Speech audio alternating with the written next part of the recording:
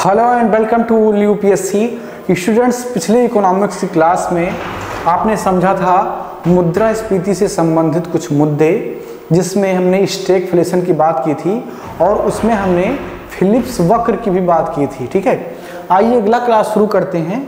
हमने पिछले वाली क्लास में डब्ल्यूपीआई और सीपीआई की भूमिका रख दी थी, तो अब उसी को हमें समझना है कि डब्ल्यूपीआई क्या है और सीपीआई क्या है। देखिए, डब्ल्यूपीआई और सीपीआई ये दोनों जो हैं ये मुद्रास्फीति के मापन के लिए प्रयोग में आते हैं। मुद्रास्फीति निर्धारण के लिए, ठीक है। तो मुद्रास्फीति के निर्धारण के लिए इनका प्रयोग होता है। अब डब्ल्यूपीआई सीपीआई क्या है, इनको हम विस्तार से समझते हैं। ठीक है, तो सबसे पहले हम डब्ल्यूपीआई समझ लेते हैं, उसके बाद में सीपीआई पर बात करेंगे। तो मैं सीपीआई को हटा रहा हूं और इसको भी हटा रहा हूं। डब्ल्यूपीआई, ठीक है, इसको कहते हैं होलसेल प्राइस इंडेक्स। ठीक है, थोक मूल्य सूचकांक। ठीक है, तो होलसेल प्राइस इंडेक्स किस प्रकार मुद्रास्फीति का मापन करता है, ये हमें समझना है। मुद्रास्फीति आप समझ गए होंगे कि क्या होती है, महंगाई होती है और उसकी दर होती है, उसी की माप ये इन इंडेक्सों के द्वारा किया जाता है। तो जो होलसेल प्राइस इंडेक्स है, चूंकि ये इंडेक्स है तो इसका ये एक सूचकांक है, तो इसको कोई जारी करता भी होगा। तो होलसेल प्राइस इंडेक्स का जारी करता जो है, इसका जारी करता वाणिज्य एवं उद्योग मंत्रालय भारत सरकार है। वाणिज्य एवं उद्योग मंत्रालय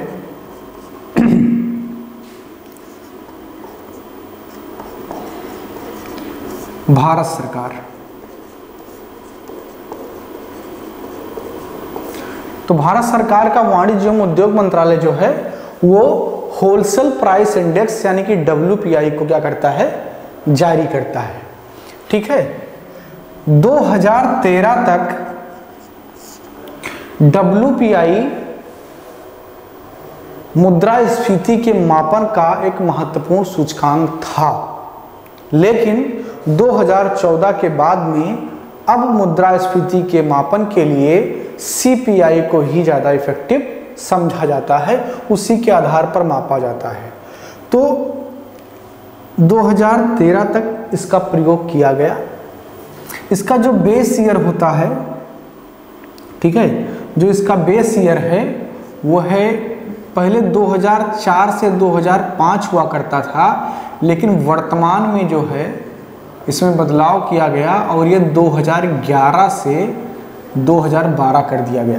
तो वर्तमान में जो इसका बेस ईयर है वो क्या है, 2011 से 2012। ठीक है, यानी कि इसी वर्ष के आधार पर ही इसका गणना किया जाता है। देखिए, बेस ईयर का बड़ा फर्क पड़ता है।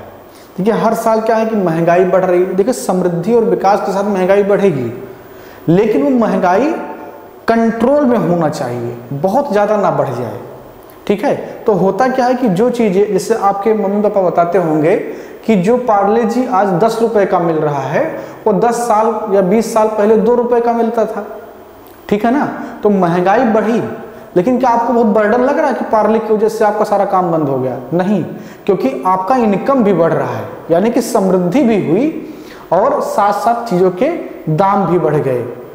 तो अगर इस तरीके से डेवलपमेंट हो तो बहुत दिक्कत नहीं होती है, लेकिन अगर समृद्धि नहीं हो रही है, केवल महंगाई बढ़ रही है, तो वो गड़बड़ स्थिति होती है।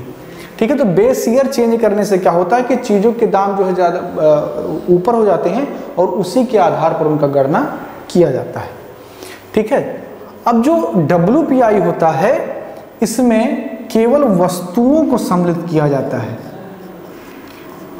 WPI में या यूं लिख लें कि इसमें केवल वस्तुओं को शामिल किया जाता है।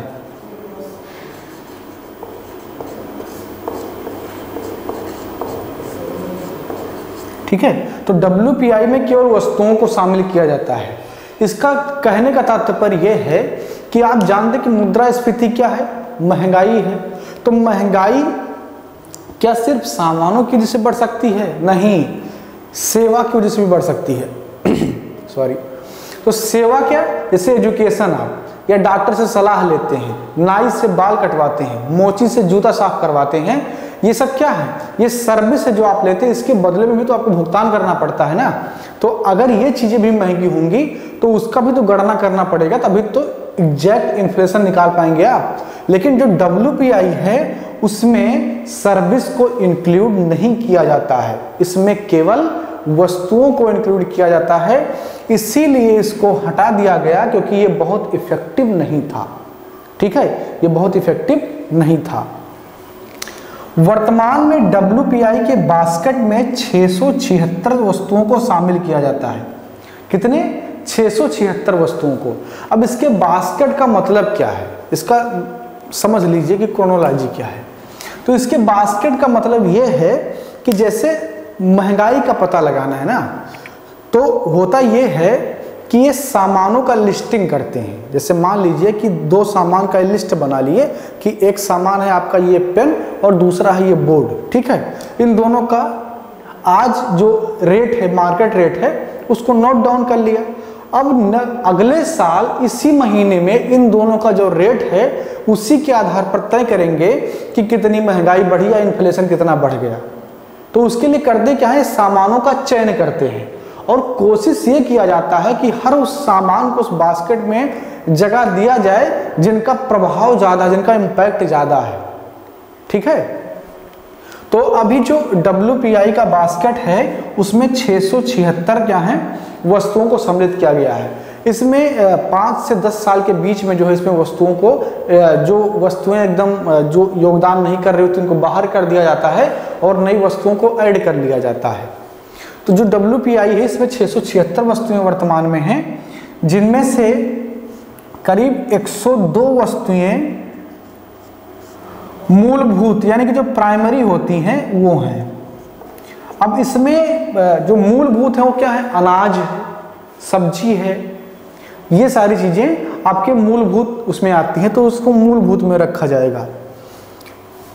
और करीब 550 के आसपास जो वस्तुएं हैं वो क्या है, मैन्युफैक्चरिंग वाली वस्तुएं हैं, विनिर्माण वाली वस्तुएं हैं। यानी कि ज्यादा संख्या किसकी है, मैन्युफैक्चर्ड गुड्स की है। मैन्युफैक्चरिंग गुड्स कौन होते हैं, जिनको बार बार बनाया जाता है आपके उपभोग के लिए। ठीक है, जैसे आप बोतल में पानी खरीदते हैं तो उस बोतल को दोबारा फिर से बनाया जाएगा। एक बार आप बोतल लें तो ऐसा तो है नहीं कि दोबारा नहीं लेंगे, तो वो क्या होंगी, वो मैन्युफैक्चर्ड गुड्स होती हैं। ठीक है, तो ऐसे गुड्स करीब 550 है इस बास्केट में।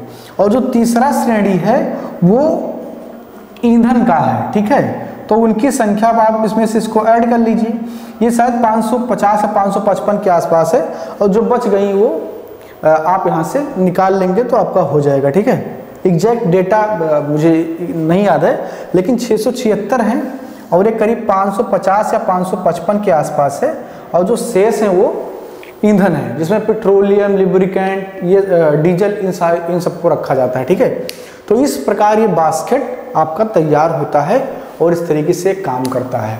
इसका जो इंडेक्स है वो हर महीने जारी किया जाता है। ठीक है, यानी कि प्रत्येक महीने इसका इंडेक्स जारी किया जाता है और तुलना किससे की जाती है, इसी महीने पिछले वर्ष इन वस्तुओं की कीमत क्या थी।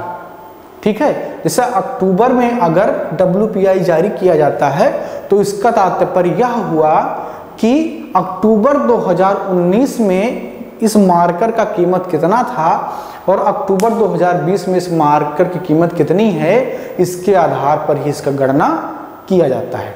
ठीक है, तो यह है आपका WPI। अब बात करते हैं सीपीआई की।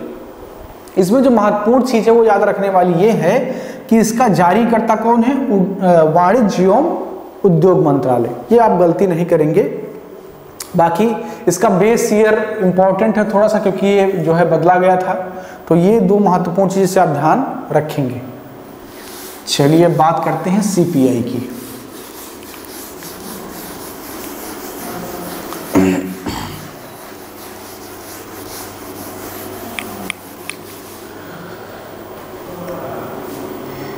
सीपीआई कंज्यूमर प्राइस इंडेक्स,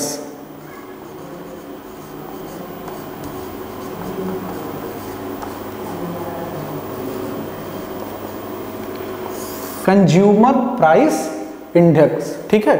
उपभोक्ता मूल्य सूचकांक,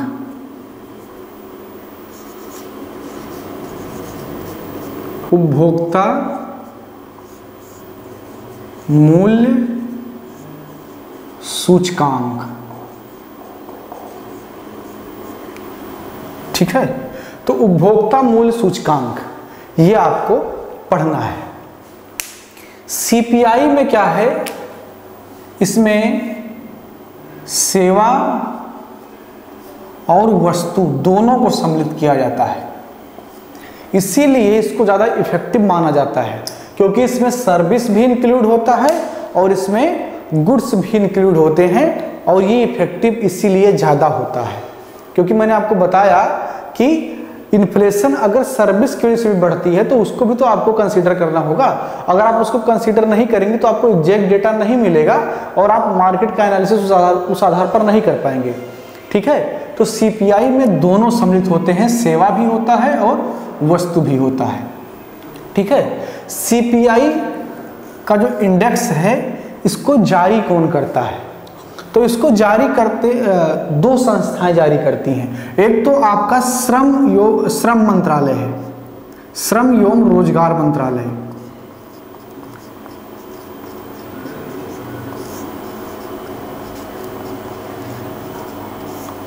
और दूसरा है आपका सीएसओ, ठीक है। अभी इस पर हम बात करेंगे कि किस प्रकार सीएसओ और एनएसएसओ को मिला करके एनएसओ बना दिया गया है, लेकिन अभी आप नॉर्मली इसको समझ लीजिए कि सीएसओ जारी करता है, ठीक है। अब बात करते हैं कि जो इसका इंडेक्स है इसमें अलग अलग जो वर्गीकरण है वो क्या है उसको थोड़ा समझ लेते हैं, और इसके बास्केट में कितनी वस्तुएं रखी जाती हैं और उनकी कैटेगरी क्या क्या है, ठीक है। उससे कई बार फैक्चुअल सवाल पूछ लिए जाते हैं तो आपको जानना चाहिए।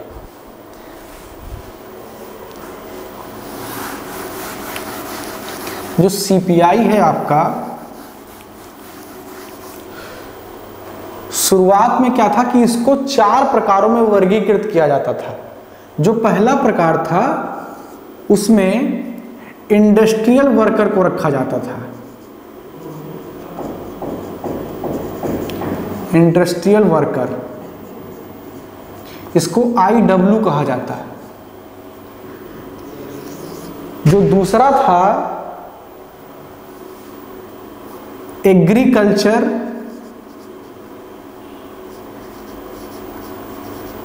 या एग्रीकल्चरल लेबर, ठीक है। तो ये AL हो गया।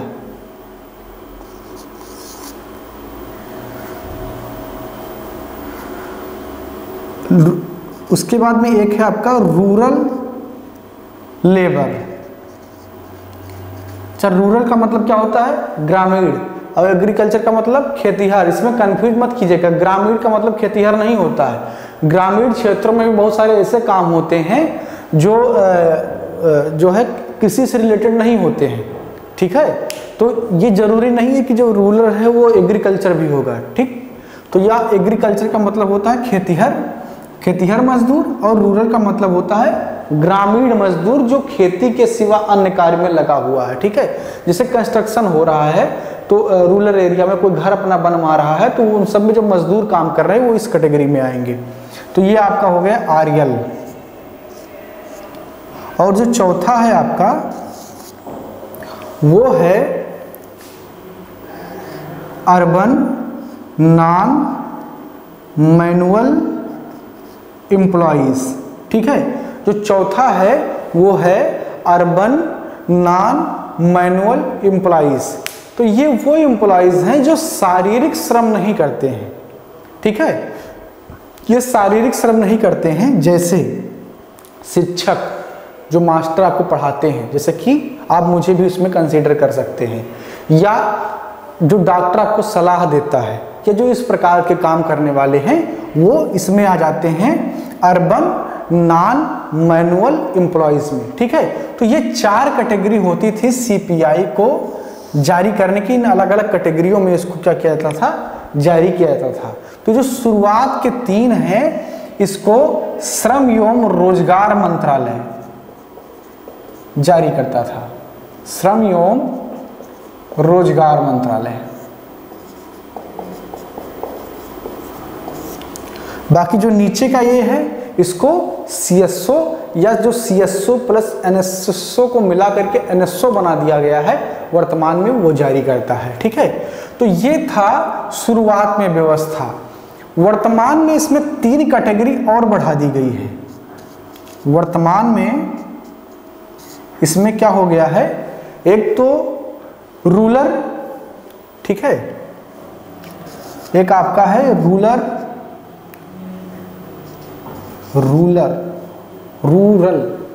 ठीक है, रूरल होता है, रूरल एरिया, फंबल प्रॉब्लम। जो दूसरा है वो है आपका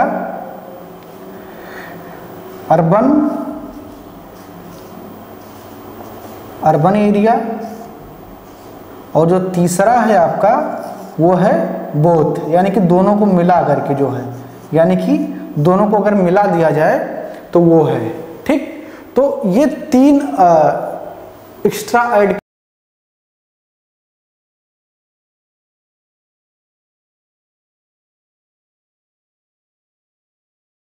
और इसमें जो वस्तुएं हैं उनकी कैटेगरी कितनी है, ठीक है, उसको देख लेते हैं।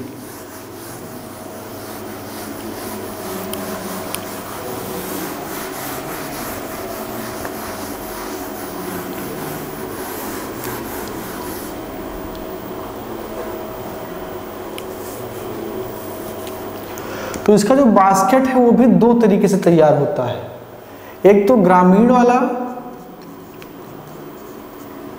और एक शहरी। तो जो ग्रामीण वाला बास्केट है इसमें 1183 आंकड़ों को एकत्रित किया जाता है, यानी कि इतने आंकड़े हैं, और इन आंकड़ों से 448 वस्तु प्लस सेवा को सम्मिलित किया जाता है। ठीक है, और जो शहरी है आपका इसमें 360 आंकड़े लिए जाते हैं और 460 वस्तु प्लस सेवा इसमें सम्मिलित होता है। ठीक है, तो यह है आपका ग्रामीण एवं शहरी का वर्गीकरण जो बास्केट का है। ये क्या है, सीपीआई का बास्केट। ठीक है, ग्रामीण एवं शहरी। ठीक, अब बात करते हैं कि इसमें जो वस्तुएं हैं उनका कैटेगरी क्या है। तो जो सीपीआई में जो वस्तुएं हैं उनके 6 कैटेगरी है। ठीक है, इसमें 6 सीपीआई में वस्तुओं का वर्गीकरण जो है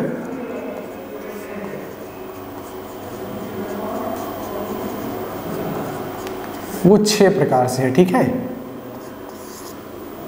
अब इसमें जो पहला होगा वो है आपका, मान लीजिए कि पान मसाला, तंबाकू,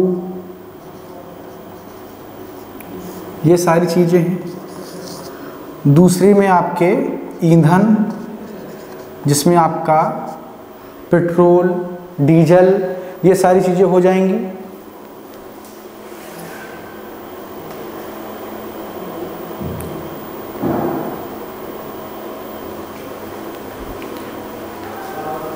तीसरा जो आपका होगा खाद्यान्न एवं पेय पदार्थ। चौथा जो आपका है वो हो जाएगा आवास, ठीक है। उसके बाद में आपके वस्त्र एवं जूते,